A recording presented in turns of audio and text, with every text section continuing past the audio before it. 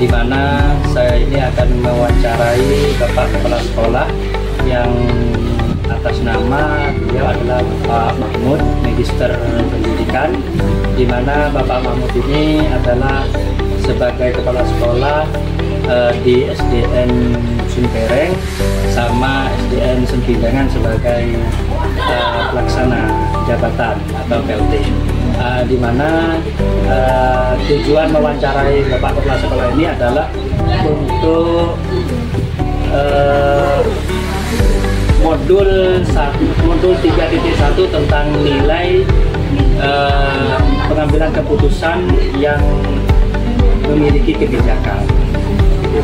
Nah, untuk beliau, ke Bapak-Bapak, saya akan sampaikan. Terima kasih. Gimana kabarnya Bapak? Alhamdulillah. Selama jadi kepala sekolah banyak pengalaman ya Bapak ya yang perlu diambil Bapak ya? Insya Allah banyak hikmahnya, banyak. Ada yang pengalaman yang menarik menurut Bapak sehingga menimbulkan suatu kebijakan yang sangat bermakna dan bernilai itu. Mungkin Bapak bisa ada celumi cerita yang bisa saya dapat ambil manfaatnya dari pengalaman Bapak sendiri. Insya Allah selama saya jadi kepala sekolah itu banyak hal-hal yang perlu kita benahi dari sekolah yang saya pimpin. Karena setiap sekolahan itu tidak sama keadaannya, tergantung dari lokasi sekolahan dan sebagainya, itu yang juga mempengaruhi kepada jalannya pendidikan. Dan itu saya ambil contoh pada waktu saya masih ada di Kecamatan Wapis. Itu memang sangat miris sekali dengan keadaan sekolah di sana. Mengingat siswanya sangat ingin sekali, sehingga saya timbul satu tanda tanya, apa permasalahan kok sekolah ini setiap tahunnya mesti mendapat murid baru yang sangat ingin sekali, kadang-kadang mendapat 2, 3 dan sebagainya. Jadi saya teliti, saya cari apa penyebabnya apa, sehingga saya menemukan titik tumpunya. Oh, ini permasalahan, sehingga sekolah itu bisa terkendala dengan banyaknya siswa. Sehingga dengan adanya kendala siswa tersebut yang sangat minim setiap tahunnya, setiap penerimaan siswa baru, sehingga saya mempunyai satu ide, yaitu permasalahannya yang timbul pada SD tersebut adalah bahwa di SD, dekat SD itu tidak ada taman kanak-kanaknya, tidak ada TK-nya, sehingga di daerah itu untuk mensekolahkan anaknya itu mesti pergi ke kecamatan lain. Nah, jadi sekaligus kalau TK-nya dari sana, SD-nya juga itulah yang dekat dengan TK itu, karena TK itu memang satu atap dengan SD. Nah, enggak, saya mempunyai inisiatif ya, kalau seperti ini terus jelas sekolah saya tidak bisa berkembang, tidak mendapatkan siswa, atau bahkan bisa tutup nantinya. Sehingga saya mempunyai inisiatif untuk mencari solusinya, bagaimana cara mengatasi hal tersebut, masalah itu. Sehingga saya konfirmasi ke Dinas Pendidikan bahwasanya saya ingin mendirikan TK di sekolah saya, satu lembaga. Terus dia direspon dengan baik. Nah, kebetulan saya kenal dengan beliau, akhirnya beliau merespon dengan baik, akhirnya terciptalah TK yang selama ini tidak ada yang namanya TK PGRI. Selama mulai ada, selama ada Kecamatan Bambi, ada pendidikan, tidak ada yang namanya TK PGRI. Nah, sejak itu saya berinisiatif untuk mendirikan sebuah TK yang diberi nama TK PGRI. Bukan TK dari desa itu, tapi saya beri secara umum TK PGRI, sehingga juga undangan PGRI. Bisa memotong sebentar Ya, Bapak? silakan. Ada yang saya tanyakan Bapak begini, dalam satu lingkup itu desa Pak ya? Iya, ya, Satu desa namanya Bapak, desa Muara. Iya. Desa Muara ini satu SD, satu desa ini ada berapa SD Pak? Ada dua, tapi dua yang agak jauh. Tadi kan Bapak ini masalahnya tadi sekolah ini adalah minim murid, sehingga solusinya adalah harus ada TK. TK itu Bapak memberi apa istilahnya solusi bahwa sekolah ini harus ada TK. Nah, karena mendirikan sekolah itu cukup mahal mungkin Pak ya, lahannya harus izinnya dulu. Solusinya di sekolah itu mendirikan TK di sekolah itu sendiri Pak ya, agar nanti siswanya bisa sekolah di Bapak sendiri. Dalam pengambilan keputusan seperti itu ada kendala yang menarik, mungkin protes dari murid atau dari segala macam. Insya Allah kalau masalah kendala tidak ada, bahkan antusias daripada wali murid di sekitar sekolah. Kenapa? Biar anaknya tidak terlalu jauh untuk sekolah di seberang, di kecamatan lain. Karena SD Muara itu merupakan perbatasan antara Klampik dengan Surabaya. Kalau dari dua SD tersebut yang paling banyak Muara berapa?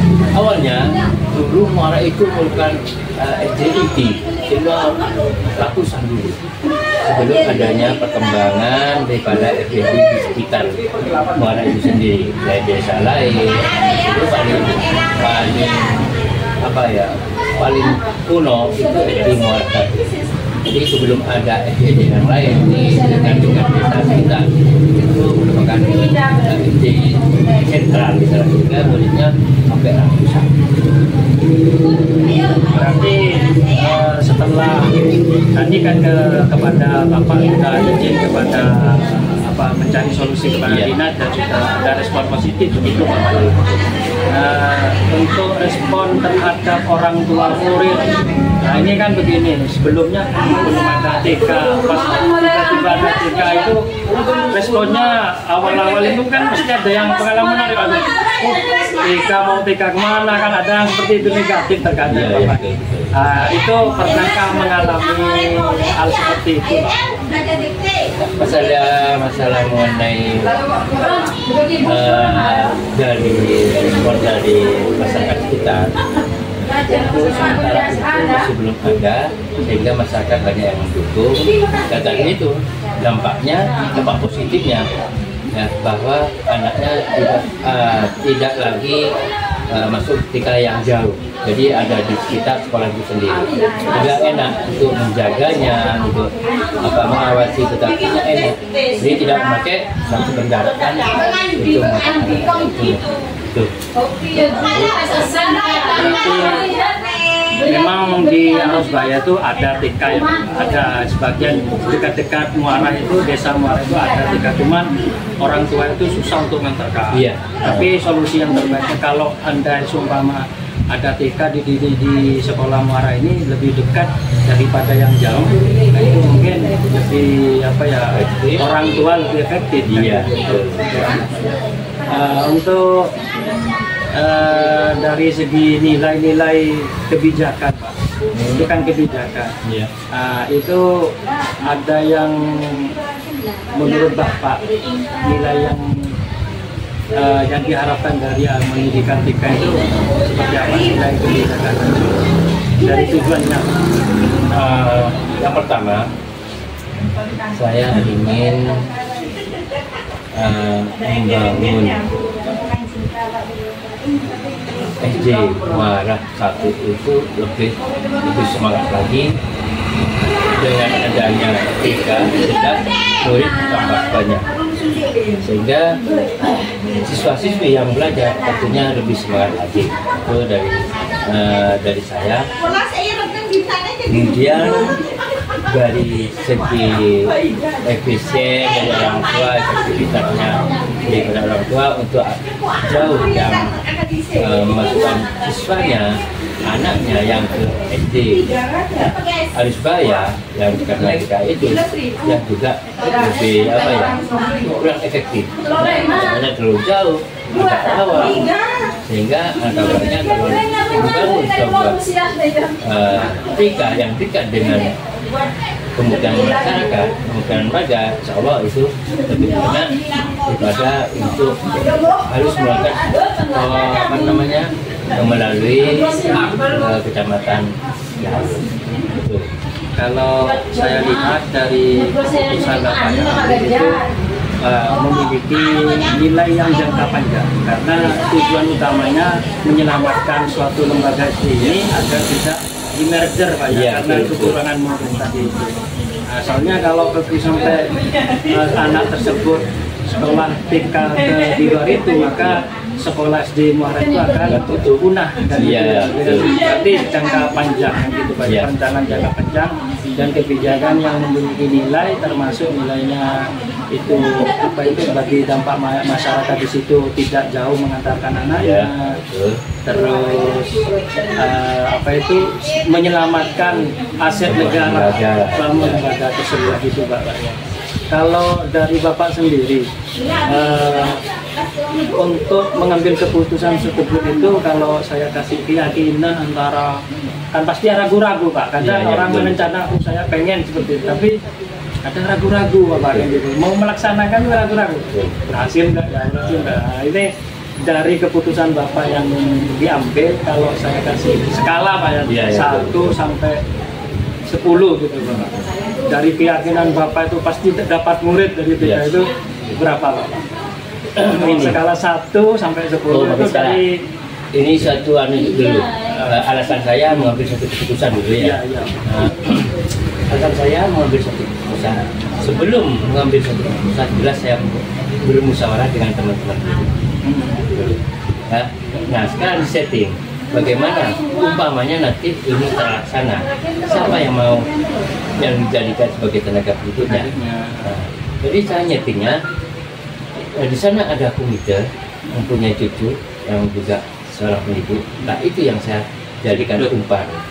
Nah, jadi di samping itu juga komitenya bisa memberikan suara ke masyarakat terdekat agar apa namanya bukan ketika PGRI itu satu keputusan ya, sehingga kalau sekiranya saya tidak mempunyai apa namanya pemandangan kira-kira siapa dan bagaimana pelaksanaannya, ya jelas membutuhkan wadah, membutuhkan apa namanya ya tempat untuk apa namanya fasilitas baik sarana maupun prasarananya. Nah, kita harus mengambil keputusan bagaimana caranya nanti pelaksanaan itu. Ya, jadi kita harus musyawarah dengan teman-teman guru bagaimana pelaksanaannya, bagaimana nanti siapa yang menjadi pendidiknya itu. Jadi setelah sudah musyawarahkan, sudah sepakat ini yang jadi pendidiknya, tempatnya di SD ini, bagaimana caranya untuk ditempati apa namanya TK tersebut, sehingga kita mengambil satu keputusan bahwa antara TK dan SD itu satu atap dengan teknik membagi ruangan. Iya, jadi sebelahnya itu TK, sebelahnya itu kelas 1. Jadi kumpul dalam satu kelas. Sehingga setelah kita musyawarahkan kira-kira bagaimana ramai tidak mengganggu ke kelas jawab tidak.